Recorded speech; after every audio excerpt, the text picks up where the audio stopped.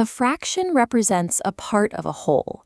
When you divide an object into equal pieces, the fraction tells you exactly how many of those pieces you are looking at.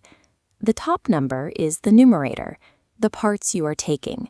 The bottom number is the denominator, the total parts available. If both the top and bottom are standard whole numbers, it is a common or simple fraction. But if the numerator or denominator contains another fraction inside it, you are dealing with a complex fraction. We also separate fractions by their value. In a proper fraction, the numerator is strictly smaller than the denominator, meaning its value is always less than 1. In an improper fraction, the top number is equal to or larger than the bottom, meaning the value is 1 or greater. You will often see improper fractions written as a mixed fraction.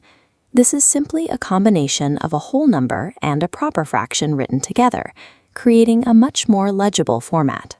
Glancing at a fraction structure instantly tells you if you have less than a complete object, exactly one object, or multiple complete objects. Different numerators and denominators can express the exact same physical proportion. We call these equivalent fractions. When we want to strip a fraction down to its absolute purest state, we look for its simplest form. This occurs when the numerator and denominator share no common factors other than the number 1. To find that simplest form, you divide both the top and bottom numbers by their highest common factor. For 12 over 18, dividing both sides by 6 locks the fraction down to 2/3. Reducing a fraction to its simplest form, or scaling it up to an equivalent fraction, never changes the actual quantity of the object. It only changes the scale we use to measure it. Fractions that share the exact same denominator are called like fractions. Fractions with completely mismatched denominators are unlike fractions. This distinction matters. You cannot directly add, subtract, or accurately compare unlike fractions until you translate them into like fractions. This study guide outlines the 3-step sequential method for that translation. First, you find the lowest common multiple, or LCM, of all the denominators.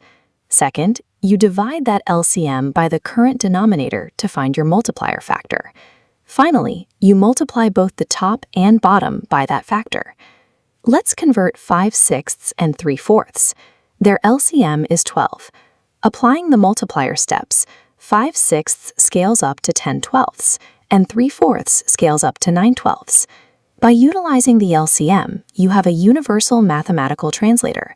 It forces entirely different structural fractions onto a level playing field so you can evaluate them. Comparing fractions comes down to 3 basic cases.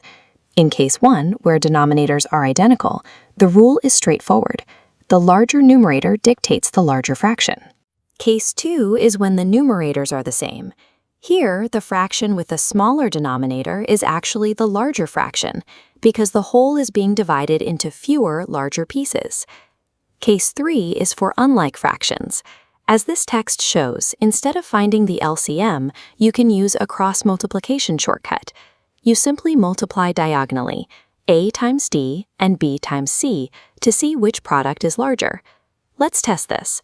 Pause the video and use cross-multiplication to compare 4/9 and 3/7.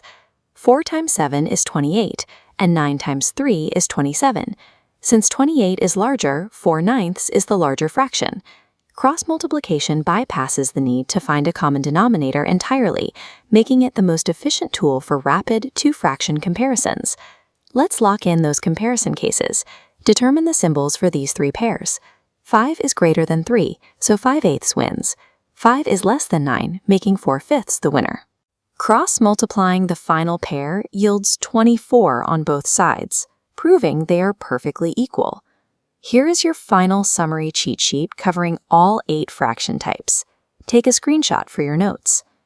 Mastering these specific classifications and the rules of translating between them gives you the exact tools you will need to handle all algebraic fraction operations going forward.